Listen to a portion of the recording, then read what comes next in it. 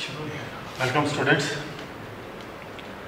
तो आज हम पढ़ रहे हैं प्रोड्यूसर्स इक्विलिब्रियम। जो हमारा टॉपिक है प्रोड्यूसर्स सप्लाई, उसी में आता है प्रोड्यूसर्स इक्विलिब्रियम भी।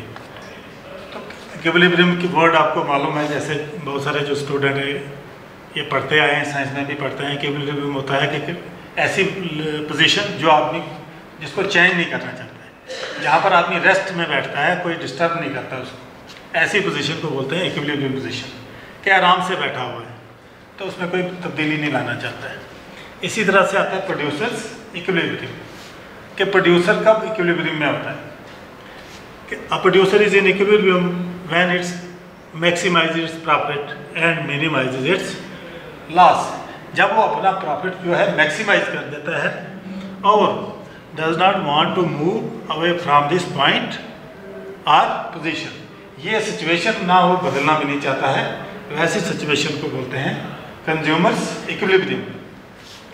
तो कंज्यूमर्स इक्विलिब्रियम जो होता है क्या होता है? Maximum profit. तो प्रॉफिट क्या होगा? प्रॉफिट प्रोड्यूसर का क्या होगा कि जो उसने प्रोड्यूस तैयार किया, जो उसने प्रोडक्ट तैयार किया, उससे जितनी भी उसको इनकम आती है, जो हमने पहले पढ़ा हुआ है रेवेन्यू, जो हमने पढ़ा था टोटल रेवेन्यू, और उससे पहले हमने जो पढ़ा था टोटल कॉस्ट, इन दोनों का डिफरेंस जो अगर हाईएस्ट होता है तो प्रोड्यूसर उस सिचुएशन में इक्विलिब्रियम पोजीशन में होता है जब उसका प्रॉफिट हाईएस्ट होता है। तो प्रॉफिट आ जाएगा टोटल रेवेन्यू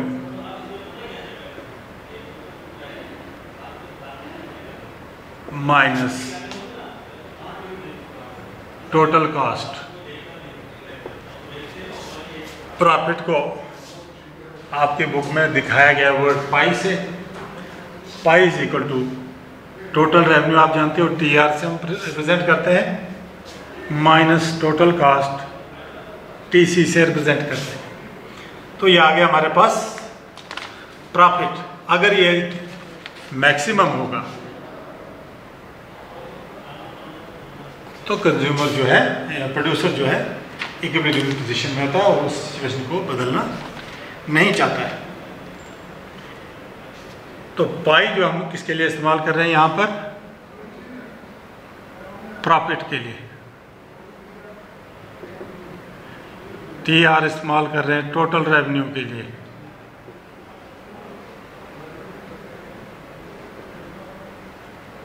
टी सी कर रहे हैं टोटल कॉस्ट के लिए। ये हमने पहले पढ़े हुए हैं कि टोटल रेवेन्यू क्या होता है कि जब प्रोड्यूसर अपना सारा माल जो बेचता है मार्केट में, वो सारा जो उसका कीमत आती है, पैसा आता है, उसको बोलेंगे टोटल रेवेन्यू। इसी तरह से टोटल कास्ट, उस मटेरियल को तैयार करने में जो मार्केट में उस बेचता है, उसको उस तैयार करने में कितनी कीमत लगती है उसको बोलेंगे टोटल कास्ट। फिर उसके दोनों का जो डिफरेंस आता है उसको बोलेंगे प्रॉफिट। अगर ये डिफरेंस जो है, अगर ये डिफरेंस नेगेटिव होगा तो प्रोड्यूसर जो है लॉस में होता है। जैसे आप जानते हैं कि माइनस का मतलब ही हो गया लॉस। अगर ये आएगा प्लस पॉजिटिव, इसका डिफरेंस मैक्सिमम, तो प्रोड्यूसर जो है इक्विलिब्रियम पोजीशन में हो सकता है। अगर माइनस आएगा तो प्रोड्यूसर लॉस में होगा, वो इक्विलिब्रियम पोजीशन नहीं होगी उसकी। उसके बाद हमने पढ़ना है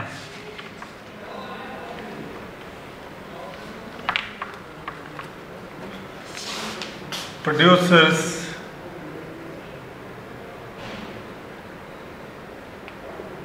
equilibrium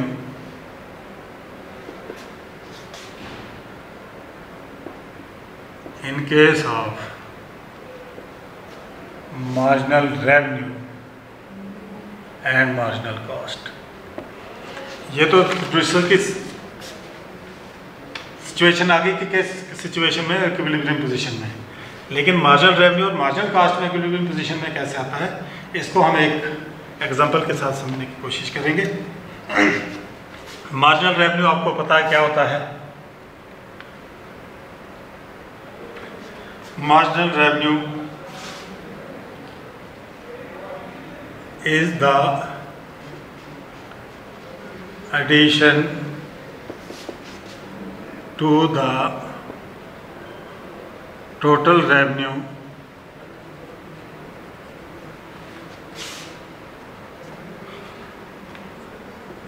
by the sale of one more unit of output. यहाँ के मार्जिनल रेवेन्यू, एडिशनल आउटपुट जो है एक और यूनिट ज़्यादा बेचने से कितना रेवेन्यू आता है। इसी तरह से मार्जिनल कॉस्ट आ गया। Marginal cost is the addition to the total cost by one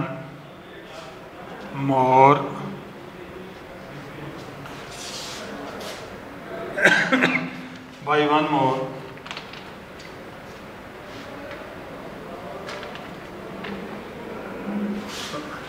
addition to the total cost by one more unit of by one more unit, total by one more unit of production।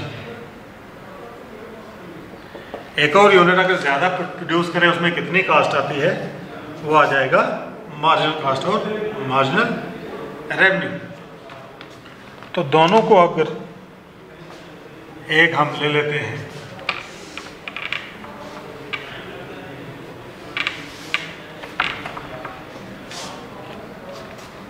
मान लो ये हमारे पास है number of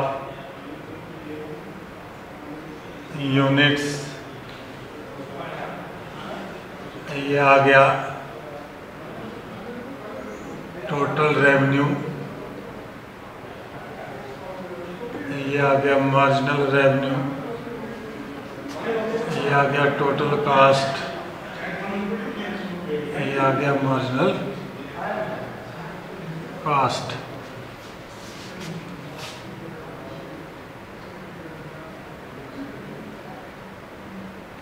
seven, 8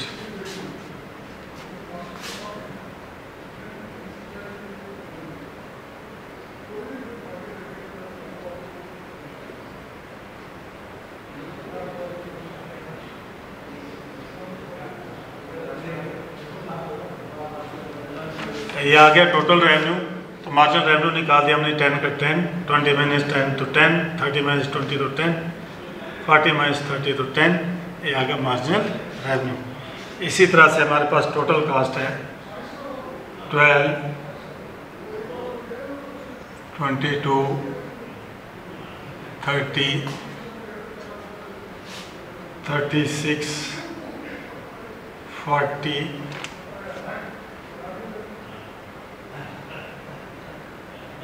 46, 54,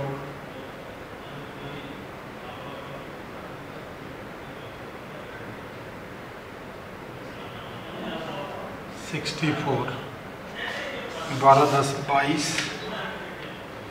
30, 6, 40, 6, 46,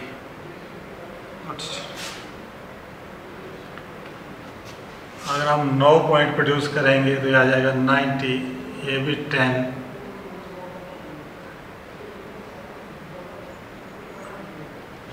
तो इसका अब हम marginal cast अगर हम निकालते हैं आएगा 12, 22 माइनस 12 तो 10, 30 माइनस 22 8, 6, 4, 6, फिर आ गया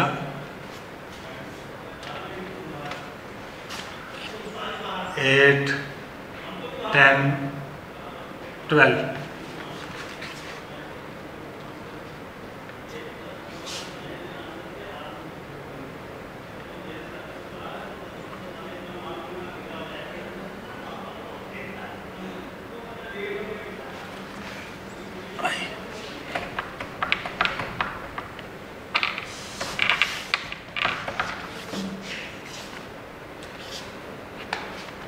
ये जो हम निकाल रहे हैं अंडर परफेक्ट कंपटीशन,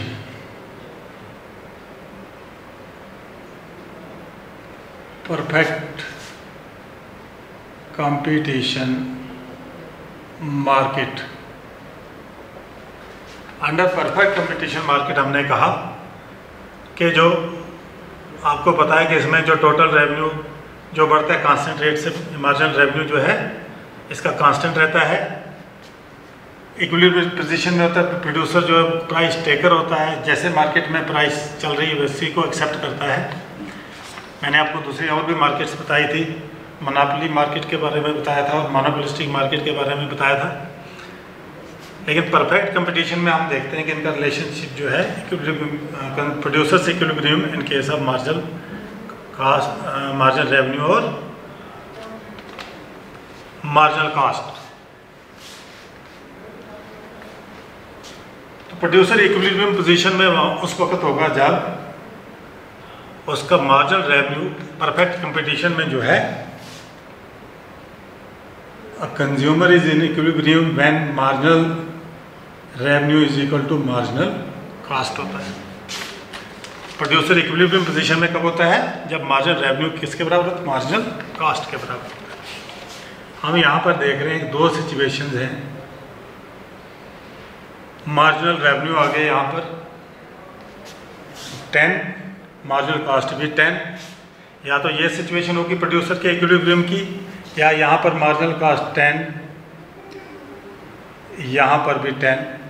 दो सिचुएशन में प्रोड्यूसर जो है इक्विलिब्रियम पोजीशन में हो सकता है। तो पहली पोजीशन में हम देखते हैं पहले इसको कि अगर हम ये वाली पोजीशन ले लेंगे तो इसका प्रॉफिट कितना होगा?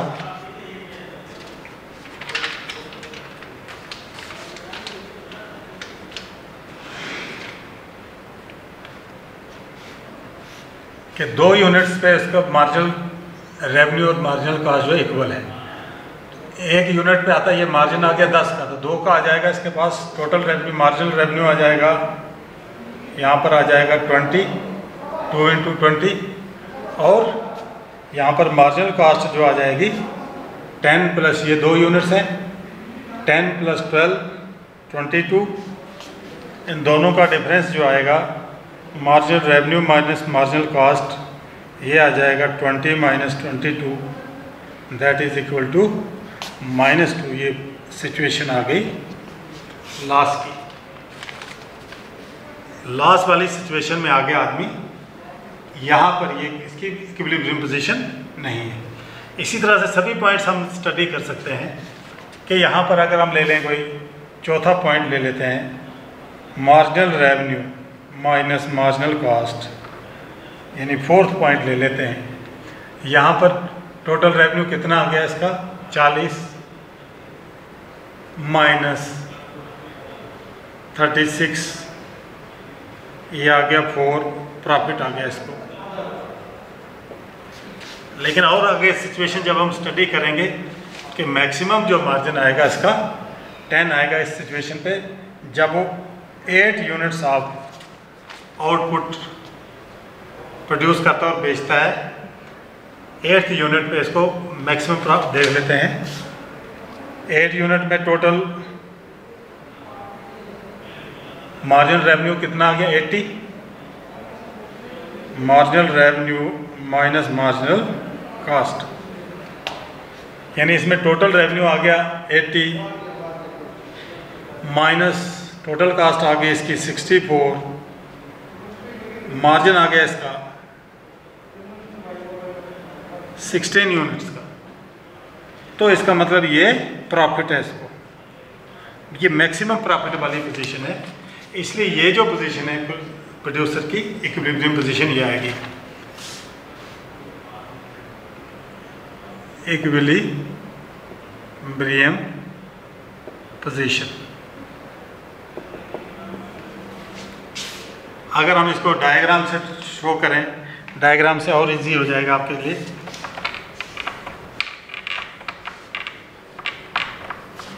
जब आप मार्जिनल रेवेन्यू और मार्जिनल कास्ट की डायग्राम ड्रा करेंगे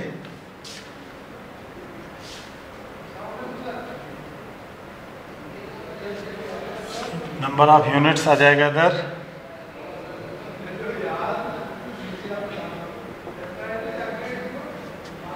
यहाँ पे आ जाएगा मार्जिनल रेवेन्यू और मार्जिनल कॉस्ट।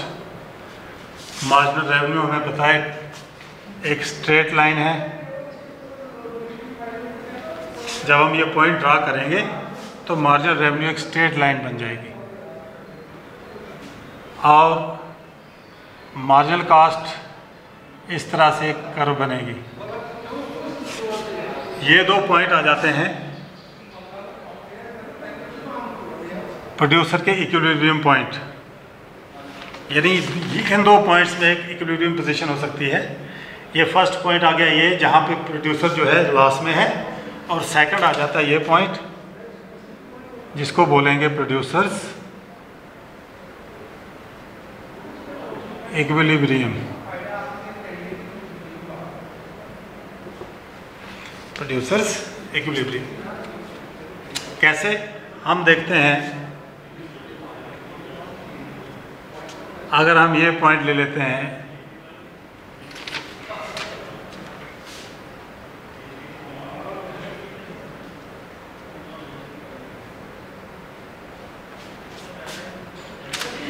ये आ गया मार्जिनल रेवेन्यू।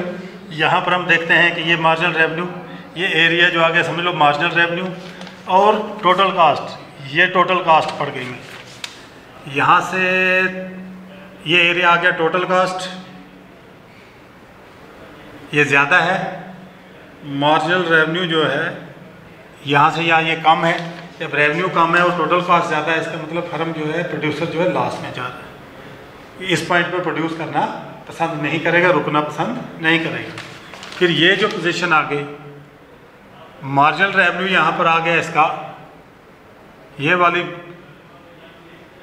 ये पोर्शन, मार्जिनल रेवेन्यू यहाँ से लेके ये एरिया आ गया इसका मार्जिनल रेवेन्यू, और मार्जिनल कास्ट ये वाला पोर्शन इतना सा मार्जिनल कास्ट वाला बनता है। कास्ट इतनी पड़ेगी, रेवेन्यू जो है इतना आएगा इसके पास।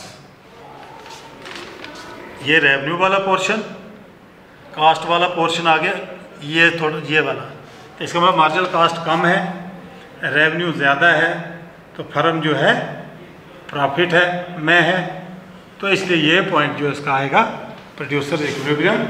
इस पॉइंट को बदलना नहीं चाहेगा। तो ये था आपके प्रोड्यूसर इक्विलिब्रियम को हम कैसे मेजर करते हैं in case of marginal revenue and marginal cost under perfect competition. Under monopolistic और मोनोपोली कंपटीशन मार्केट में जो हम नेक्स्ट पढ़ेंगे, उसमें अलग से आता है। डिफरेंट मार्केट में डिफरेंट सिचुएशन होती है कंज्यूमर इक्विलिब्रियम की, सारी प्रोड्यूसर्स इक्विलिब्रियम की, लेकिन ये जो परफेक्ट कंपटीशन में है ये पॉइंट आता है प्रोड्यूसर्स इक्विलिब्रियम। इसी तरह से आपका ये यूनिट जो है चैप्टर कंप्लीट होता है।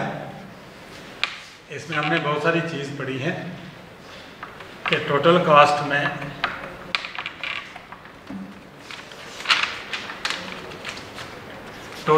हमने जैसे पढ़ा था मनी कॉस्ट, फिर हमने पढ़ा था एक्सप्लिसिट कॉस्ट,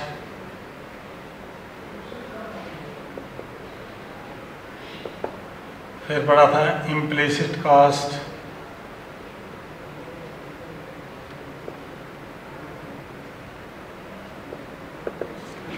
फिर पढ़ा था रियल कॉस्ट,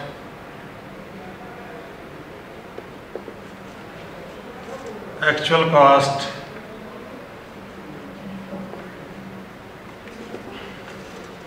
अपॉर्चुनिटी कॉस्ट आपने पढ़ा था,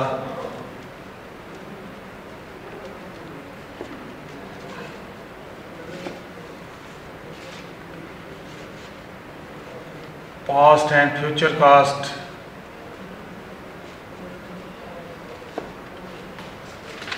तो ये डिफरेंट टाइप्स ऑफ कॉस्ट होती है टोटल कास्ट में।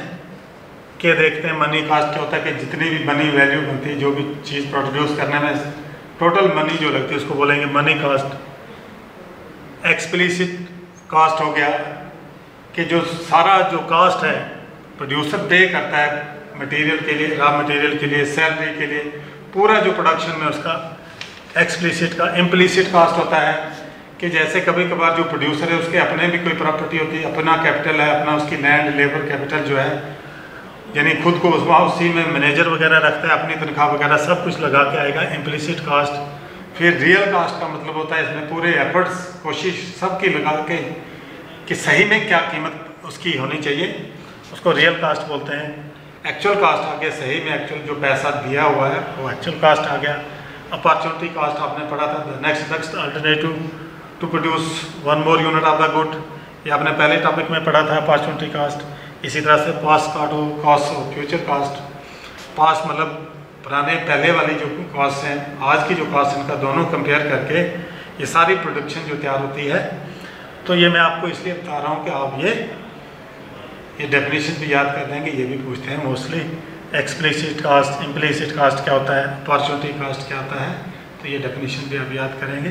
तो इस तरह से आपका ये टॉपिक जो कंप्लीट होता है आज। इसमें हमने सबसे पहले पढ़ा था टोटल प्रोडक्ट क्या होता है, जिसको हम टोटल फिजिकल प्रोडक्ट भी बोलते हैं।